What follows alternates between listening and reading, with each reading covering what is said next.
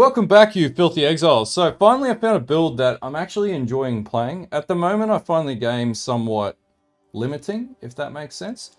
A lot of the uniques really can't be used in a lot of circumstances outside of leveling. And that sort of makes me a bit sad because there's some really cool uniques. Anyway, what are we playing? What are we doing here? Alright, so void of what everybody else is doing, which is Skelly Arch as I did originally. It's really good, but it's boring, right?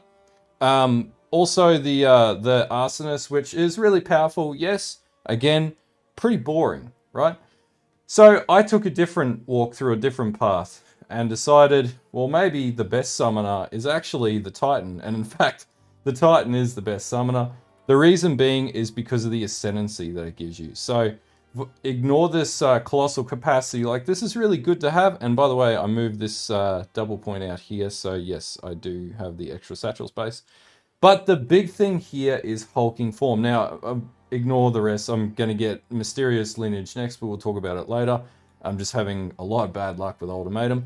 But I think I fixed my defenses to be able to do that now. But yeah, hulking form is very significant for the Titan. And basically the Titan could be the best of every single class, except for the Titan. Now, there are some really good melee Titan builds out there that it's heavily stun reliant and merited. Yep, we're probably going to come back to that and do something after we come back to the Warbringer and do something with that. But for now, right now, our, as I like to call them, bonk bros work really, really well with the Titan as the summoner. Now, hulking form allows for 50% increased effect of small passives, which are not, it doesn't affect your attribute nodes and it doesn't affect your mages, but it affects your minion damage nodes. So instead of 10%, you get 15%. Instead of 4% attack speed, 2% attack speed, you get 4%. You get the gist, right? Or 3%, you get 4%, so on and so on. So basically, this is quite significant because it means it allows you to scale tons of minion damage really easily, and you don't need these central point nodes here. And then basically, yeah, like minion survivability, we're able to stack up a lot of chaos res. So our brutes right now, if we have a look at them, because we can check their stats, now, and I don't even have these on 6 link yet, so this is part 1. This is going to be continued through. So right now I have about 141% item rarity as well, which is pretty significant. But basically, yeah, they're running around with just shy of 15,000 maximum life and 3,000 life regeneration per second. So they're pretty tanky, right? They've got 75% damage reduction, and they're only at 40% all res and 46% chaos res.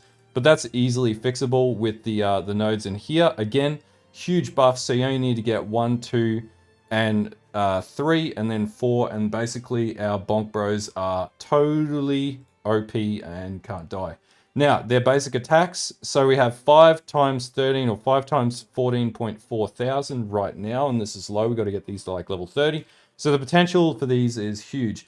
I'm doing T15 maps easily with these at this stage, and I'm completing my T15s, but I've been farming T15s pretty much to progress, and it's really good at bossing, like exceptionally good at bossing, mainly because we use stun. So let's talk about how the mechanic works with bonk bros. So these minions don't work the same way as every other type of minion out there, right? We actually have to prime enemies and we have to stun them, right? It's the same circumstances where, like, if you're playing melee itself, so think melee, but translate that to minions, right?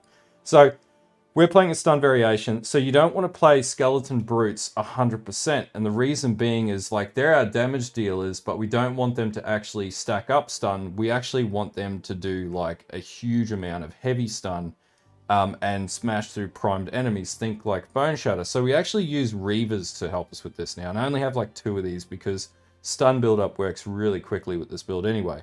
So we have 2 Skeleton Reavers that run around with Ruthless, Martial Tempo, and Overpower, and Blind. Also, we use Blind because it's a really good defensive layer. And then basically our Bonk Bros then, or these then, prime the enemy, and you have to have a Bone Shatter gem set up in here, right? So we don't use Bone Shatter. We never, we have an offhand for it, right? And I should clarify, there's a few setups that you need to do to get this working. So number 1, you need to have an offhand that allows you to run Bone Shatter as a weapon switch, but we're never going to weapon switch to it. But bear in mind the most important part of this: attack enemies with a melee strike. The strike will cause a heavy stun. on enemies that are primed to stun. Now, the way that Bone Shatter works is enemies get a little dot above their head, as you would have seen in the B-roll at the very start, or however I'm editing this right now, because I think I was going to change the style. And then basically, they're going to then be open to being primed. Now, the brutes basically work the same way as Bone Shatter, and they have a skill called Bone Breaker. Now, when Bone Breaker goes off, it heavy stun, a strike that causes a heavy stun on enemies that are primed for stun.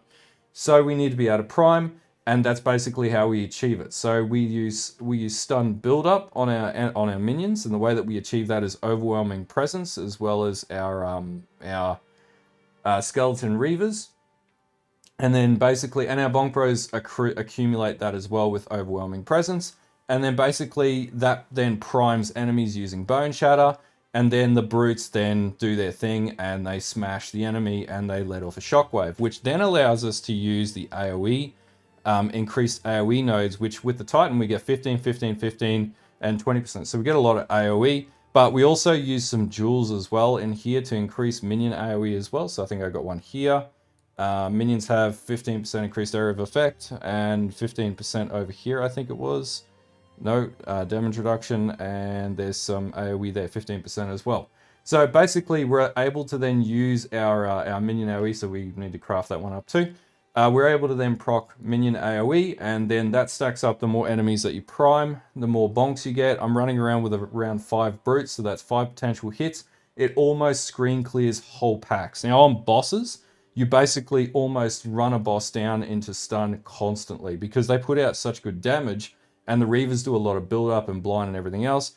Basically, you just run into the corner with this build and let your minions just bash away at the enemy until they're stunned, and then your bonk bros go in, and then you basically hit Pain Offering as well. That then, you know, offers a minion up, and then that's going to heavily increase the damage off of your minions as well, which basically when an enemy's in heavy stun, it just rips them apart. So this boss is actually, this build is actually quite good at bossing at this stage. At least I found for like T15. And I've also been amping up the boss nodes as well as I've been doing T15s. So basically I've got like +2 to map boss difficulty, and I'm going to keep scaling up map boss difficulty because quite frankly, you just smash through map bosses like they're nothing. So yeah, no, this build is pretty cool. Now, that's basically it for the overview. Let's start talking about the cool stuff like gear and everything else, because there's quite a lot that needs to go into this build to get it to work. Okay, so for gearing setup, there's a few things that we need. There is one unique that you will need, but we'll talk about that in a moment. So number one, you need to have an offhand that you're never going to switch to. It can be any two-handed or one-handed mace of your selection. That allows you to use Bone Shatter, right? Now, as we talk through the gear, so basically our helm, we want +2 to minions as our minimum requirement, and then as much intelligence as you can stack in the build, any strength, resistances, rarity. Now, in every piece of gear that you put on your character, unfortunately with the way that you know, the game currently works, you will need to stack as much rarity on your toon as you possibly can. And we haven't put soul cores on, so we need to still upscale the gear again, which is what I'm going to do as I get to like 6 link and everything. When I get to 6 link, this build will really go off like it's crazy. So chest piece, basically same deal. We want, I've got an ES based chest piece, a lot of resistance, spirit, a lot of life. That's basically it. We're just going to cap out resistances and spirit as much as we can with our chest piece. And basically keep an eye on your attributes because, yeah, this build gets a bit gnarly in trying to balance strength and intelligence. In our main hand right now, we want like a +5 to all minion skills. If you can get that, if you can afford that. This one was like 30 30 exalt, sorry. And basically you want increased amount of spirit, you want like skeleton warriors, so you want a rattling scepter, and the reason why, and I'll talk about it soon, our skeletons basically operate as like meat shields, so literally meat shields, so they just go in, they apply maim, they do some other things, they have cull on them, and then they just basically whack away at enemies as a bit of a sort of utility minion, basically, just cannon fodder. And then you want to try and hit your pain attunement on them to get rid of them, and then they buff up the rest of your minions. But so the minimum requirements are increased spirit is an absolute requirement because we need to get as much spirit as we can. I only have 372. The Titan is quite hard to get spirit on, so basically you just got to work with your gear to make that happen. And then basically you want like whatever +2 minion skills. Now any other ally strat or any other ally attributes you want, put them on there. The only one that's mandatory is increased damage, right? Anything else goes. Have at. And then the other thing is you want to also make sure that you quality this up to 20%. You'll get as much spirit as you possibly can out of it that way too. Now, the shield, Oak Spawn. This is a 1 Exalt shield. It's literally the best shield because this build uses a combination of life regeneration, recoup on damage taken, and will also use a lot of life and also max block, or as close to max block as possible. We have like 64% currently, so we're 11% off. Basically, you need a really good shield that gives you Chaos Res, Spirit, and everything else. Other shields don't give you Spirit. This is the only shield that I know of that gives you Spirit. So you get 50 Spirit from the shield. You also get 20% Chaos Resistance, and yeah, you get 43% block chance. So it's quite good. This will help you cap out your block. It'll give you Chaos Res and give you 50 Spirit, and that's an extra bonk minion that you can have into your setup. So you can have, at this stage, I got 9 minions, and I'll get that up further over time as well. But really important that you do this. We'll get this item. Now, in my amulet, again, rarity is one of the big priorities. Rarity and spirit, intelligence and strength as well, and chaos resist. Basically, you got to get your attributes up as much as you can for intelligence and strength, because it's sort of like a hybrid between that. But yeah, the other one is obviously increased item rarity again, because we want to get as much rarity as we can, so we improve our drops. Now, in our rings, amethyst ring, so I've got chaos res in this. Again, item rarity. You want to get cast speed, and that's because I hate the feeling of how Flame War works, and I like it to be a little bit faster. So basically, yeah, cast speed, and then any resistances and intelligence in particular. And if you can get life, you know, great. These start to run up in cost the more stats that you want on them. If you want to try and craft them, have at, but it's quite difficult to craft in Path of Exile 2 at this stage. And then the same deal with the second ring, so cast speed or resistances. Rarity again, any other stats that you can get into it, do it 100%. I didn't get lucky with the first 2 stats, but all the other stats are pretty good. Now, gloves. Again, rarity. You pretty much need rarity. It's a common trend here, right? A lot of life and dexterity, just in case you need that into your build for whatever reason. It's just nice to have, and I need it to run some of the melee skills or support gems. So, for example, like blind and stuff like that. And then basically, yeah, that's it. Any resistances you can get onto it, even better. Belt-wise, same deal. 30 strength at least. Lightning resistance, if you can get a lot of life on this one too. I don't have the best belt, but if you can get a better belt, even better. This does a job for me. It's also quite expensive, but yeah, have at.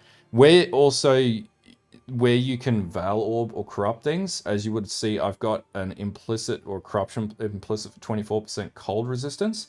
That's really useful. So this belt's quite expensive as a result of that. I got really lucky.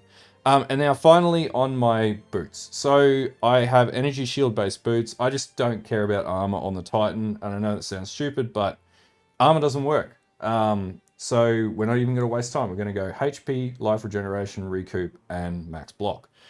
So basically, again, item rarity, resistances. I have reduced chill duration on me as well, which is really useful.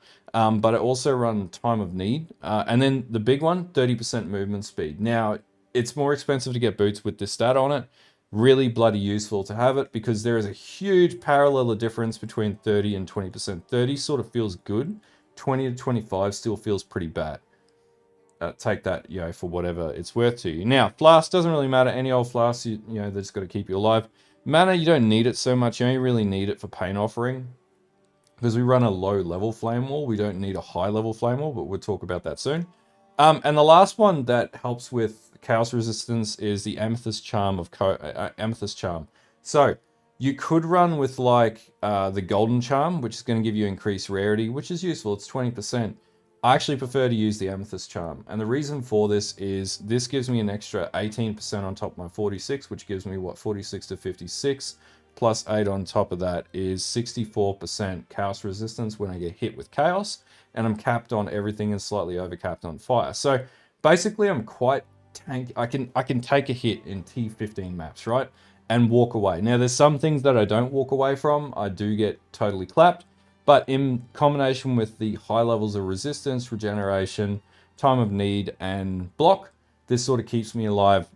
It's really useful in boss rooms. So yeah, running the Amethyst Charm is pretty useful in this build, and I would recommend. Okay, so for gem setups, we're running Skeleton Warrior, which comes from the Rattling Scepter.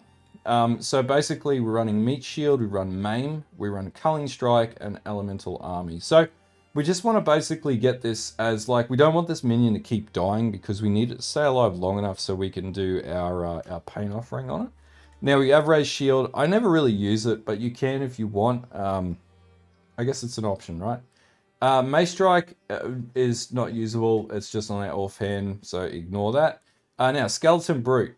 We have Impact Shockwave. So the same style as Bone Shatter we want to run on the Skeleton Brute. So Impact Shockwave, Heft. We run Magnified Effect, and this is going to give us bigger AoE off of our Shockwave. And then Heavy Strike, or Heavy Swing, sorry. And this just means that we're doing like a lot of physical damage here, right? And definitely, and we don't want to put Brutality on it because of the node on the tree up here, which gives us Chaos, 8% of physical damage is Chaos damage. So minions are also doing Chaos damage, which makes them even more potent. If we put Brutality on it, that'll take that away, so we don't want to do that.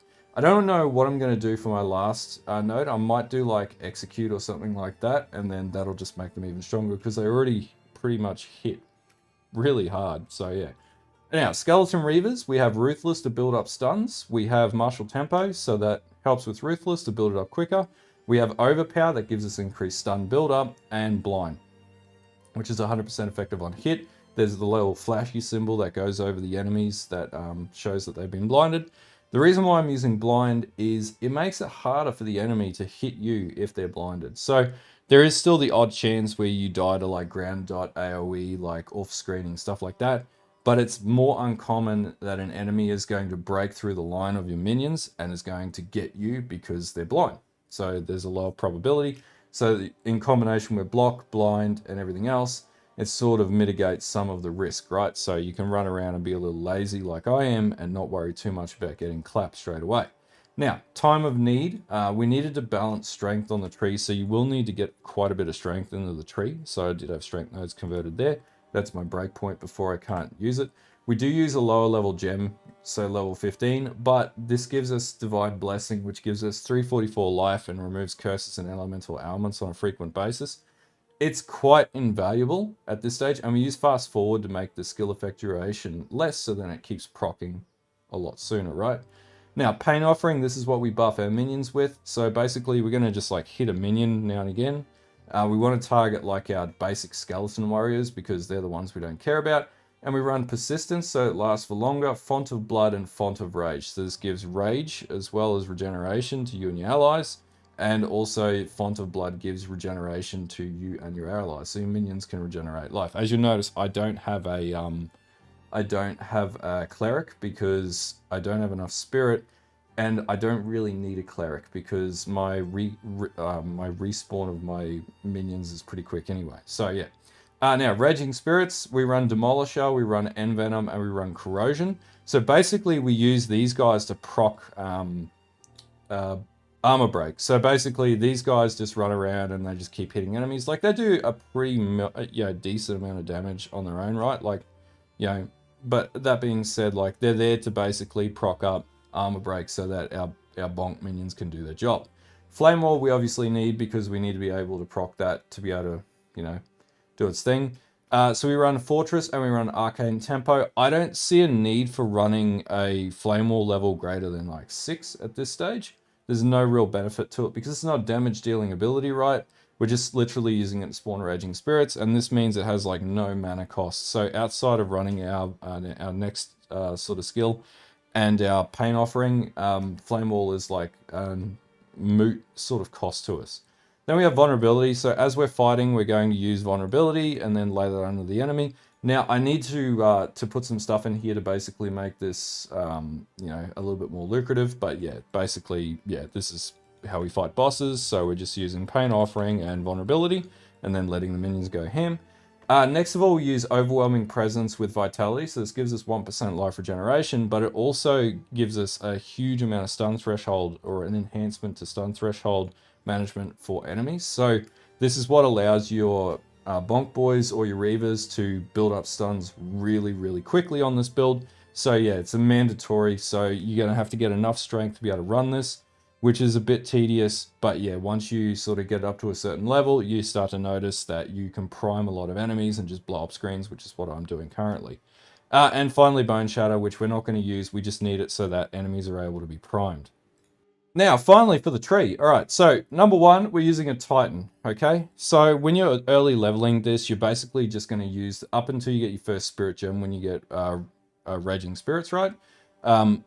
You're simply just going to use any melee setup. You're going to have to do the old-fashioned scale through melee damage, otherwise you're going to have a bad time, right? So you just go down to Smash, or down to Reverberating Impact, and then you take down the first boss, can't remember the name of the location in Act 1, and get SRS. And then basically you just respec it out, and then we start following this path. So basically we come up from the melee damage node here. I've got it, if you follow my tree setup in this video, basically, you know, you've just got to balance your intelligence versus your strength right at the end of the day. So the first thing you want to come up and get is Deadly Swarm, because it's going to give you a ton of minion damage. Now, we're not going to worry about these nodes until we get to up to like level 70 or something of that nature.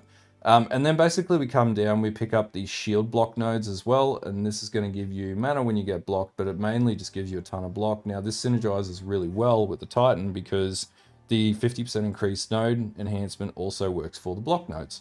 So then you basically come up and you're going to grab the next minion cluster. So we want Crystalline Flesh. Restless Dead is a really hefty target node. This gives us 25% faster revive for minions. Then we're going to get Growing Swarm. Next, we want to come up and we want to go straight up into these nodes up here. So Lord of Horrors and Right Hand of Darkness. And this is, you don't necessarily need this straight away, but it's good to have if you're like armor breaking or you're still priming enemies. You can still prime enemies with your melee minions. For a while, I used Grenadier. I used the Arsonist to basically level up to like I leveled that up to when I could get Reavers, and then I switched out or had a hybrid sort of set up between Reavers and Arsonists for a little while. And then eventually I switched out all the Arsonists for Reavers and minimized the amount of Reavers down to 2. And so basically then, brutes, sorry. And then basically we're going to come back across and grab Regenerative Flesh. This is going to keep our minions alive for longer. And then we want to go back down here and we want to grab Holy Protector, Silent Guardian, and Bringer of Order. And then we won't get these nodes until later on as well. And then we want to finish up our minion nodes. So to mitigate chaos, we're going to go Vile Mending, and then we also going to go Entropic Incarnation and Grip of Evil to give our minions crit and also give them physical damage converted to chaos damage. Now, I do come down here as well, and I grab all these nodes, Relentless Flesh. This is going to hugely boost our minions because 20% movement speed, and then Necrotizing Flesh, and then the other one, Gravedigger, which again gives you 15% faster casting, and also you gain 2% of life when one of your minions is revived, right? Oh, faster reviving the minions, sorry. And then you get 7% revive here. So you get quite a lot of revive. I think the longest amount of time you have to wait is 6 seconds for everything to revive. 5 to 6 seconds. And then basically after that, you want to finish up your defense nodes. So we want to come down and grab all these block nodes to get our block up as high as we can. And then we want to come and grab these aura nodes. Now, the reason why I'm using the aura nodes is you get 12%, which is pretty significant. But this is going to buff up your stun nodes. So your Overwhelming Presence is going to be a hell of a lot more potent. And also your Time of Need is going to be a hell of a lot more potent as well. So that's going to keep you alive for longer and give your minions a better chance of stunning enemies, or basically perma-stunning enemies.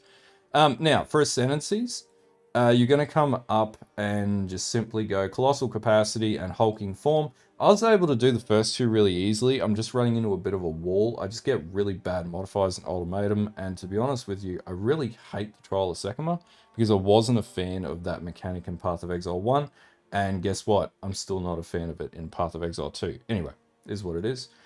So that's basically it for the tree. Now, I'll put this all into Mobalytics, so there'll be a link down below. I don't like to go and make crazy, like, Mobalytics pages that are really cryptic to follow.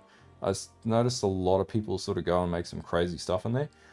So I'll make it as basic as possible so that you can follow it with a few notes in there. And then, this video will be accompanying it as well.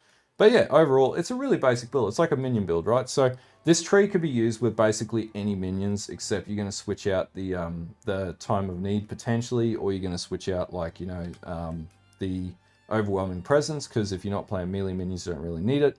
You could also try and do like armor break, which is probably going to be a bit harder, but possible as well.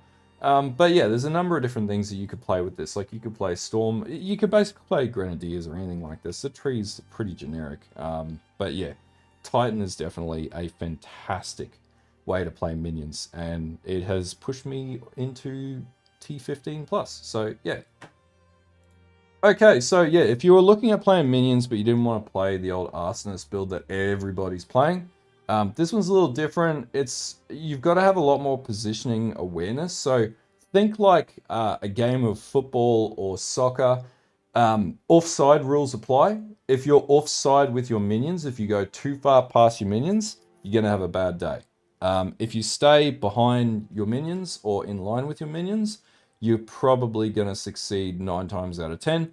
And there is always the random occasion where you get one hit, but let's be honest, that's how most builds are operating right now. But yeah, if you like this type of video, don't forget to like and sub. I'm going to keep amping this build up, and I'll come back to the last build that I was working on too once I've got a bit more currency. But yeah, we're starting to bank up the exalts. I think I had like 150 earlier.